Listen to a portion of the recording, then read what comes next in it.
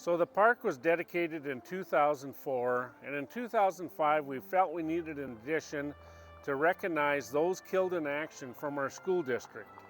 So we retrieved all the names and from the courthouse, the cemetery records, and from the Victory Edition paper that was printed in our newspaper in 1946.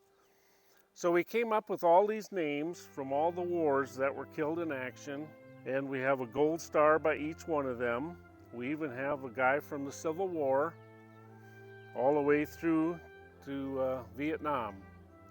On the back of this monument, each individual has their face engraved on it. Even the Civil War guy, we had his picture.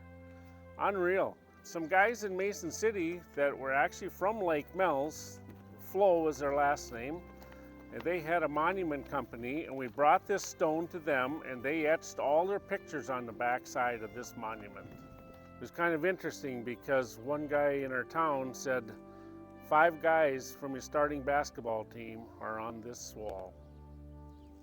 World War II guys. This says it all. Greater love has no one than this, that lay down one's life for their friends. John 15:13. So this pretty much says everything about this park. When you look over on the west side of our park, on the lights, the city lights, street lights, you'll see banners. And on this particular banner is a picture of Vernon Oakland. Vernon Oakland is a Vietnam veteran. He's the last veteran to lose his life for our country from our school district. He was a great athlete, a great student, and we wanted to pay tribute to him because his parents lived across the street at the time the monument was built. Since then they have deceased. But we have a mound over here that has one solo flag on it, and that is Vernon Oakland's flag. So when we put these flags up in the spring, we have a little ceremony, and Vernon Oakland's flag is the first one put up, and we talk about it. We will either have the guy that brought his body home from Vietnam or childhood friends put the flag up and have a program.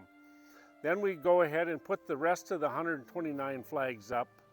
And in the fall, after Veterans Day, when we take the flags down, all the flags are taken down, and Vernon Oakland's is the last flag down, and we dedicate and have a moment of silence for him.